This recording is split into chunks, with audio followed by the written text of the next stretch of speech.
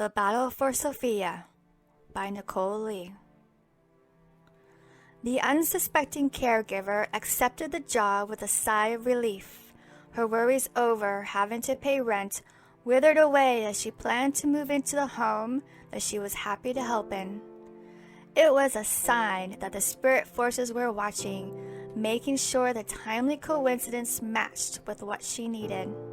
She met with the agency supervisor, understood her daily duties, and proceeded to learn as much history as she could about a very important lady that mattered to a very well-known organization's history. Part of that history included previous owners of the house, how it was purchased for the father to retire in, how the sister and her partner lived there for a while, as well as other renters who came but were now gone, dearly departed. It seemed like a smooth transition from one living arrangement to the next, but on the very first night, the caregiver's sleep was disturbed by a booming, masculine voice telling her, "Don't move." At first, she didn't understand where it came from or why, or if it was a spirit's warning, telling her not to move in. She was a sensitive and knew how to handle that sort of thing. Befuddled, the caregiver proceeded with her live-in assistant duties and tried to help Sophia, a 95-year-old elderly lady, live a better life. Yet Sophia didn't see it that way.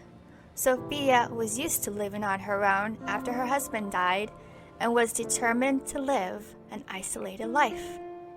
It wasn't until she contracted pneumonia 3 months prior that her son was able to convince Sophia of getting a house assistant, to say the least.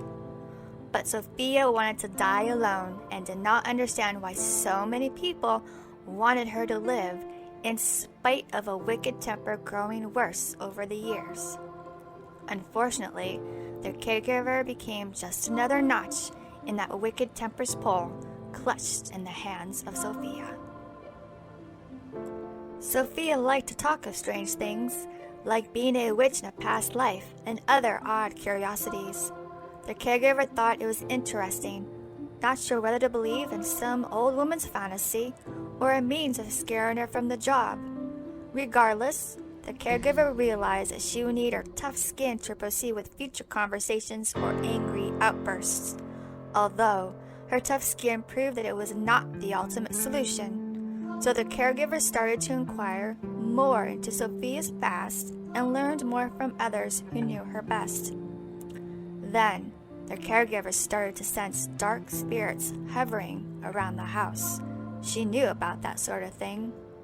She planned and placed certain crystals that would repel them back, like using certain plants to repel bugs. She knew it worked before. Maybe, she thought, they would help Sophia be in a better mood. Soon after, those dark spirits left the house.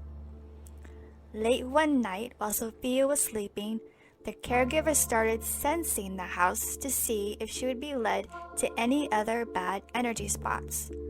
With her eyes closed, she held her hands out in front and followed whatever pulled. Almost immediately, she was pulled magnetically to a picture on the wall, so that when she opened her eyes, she saw the picture of a woman not related to Sophia. It was her sister's partner. The caregiver heard about their family troubles in the past, their differences in beliefs, and that sort of thing. She thought that maybe this was the person who attracted bad energy to the house, that in some way, Sophia was still suffering from a deep wound involving her sister and her life partner. Whatever the case was, the caregiver saw a story emerge that nobody really knew anything about, or didn't want to talk about, and she dared not press Sophia about it. After all, she was a house assistant, not a therapist. The crystals worked even more, also separating a little old wicked spirit from Sophia. It moved into the shadows of the house and would whisper in the caregiver's ear, trying to get her to move out, and that she was going to get her, as in cause her harm. But the caregiver was used to that sort of thing, knowing her physical presence was more powerful and that some negative spirit could not scare her away. She did not practice witchcraft herself, but she did understand how it worked. She actually thought witchcraft was just full of useless charms and chants. All that really mattered to her was that she had a strong connection to the spirit forces who helped her in her times of need, and she knew she was powerful to push harmful spirits out of her way. So what was this job but another test of her faith? Another test of her connections to the spirit forces? Another test of what she truly believes in? Aye, this was a battle for Sophia, and the unsuspecting caregiver was determined to win, alleviating Sophia's soul of the isolation monster that plagued her, or rather, cursed her for many years.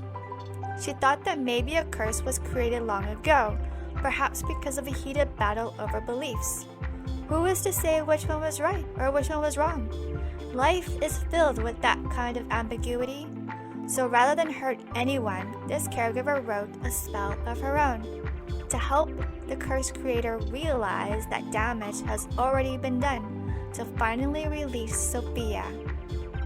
With a little help, the caregiver created and recited the following: "Return to your maker and leave Sophia in peace.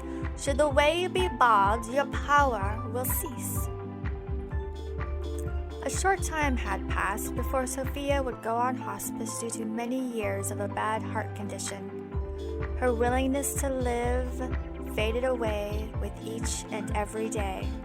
Sophia was suffering utterly, and their caregiver was helpless as she watched the nurses treat Sophia with harsh medications. It seemed unbearable being tortured by someone else's pain, living with sad moans and groans day in and day out. Sophia was not at peace and found it hard to even rest. She was on her deathbed for sure. It was only a matter of time. The caregiver asked the spirit forces to call Sophia's husband from the other side to come and help his wife pass over. Sophia was seriously suffering regardless of whatever medication she was on. 8 days later, Sophia was gone. It was a moment of sadness for sure, but everyone knew it was coming, so it wasn't a big surprise. It was more like a sigh of relief. No one suspected that this was a battle, and no one will remember it except for their caregiver.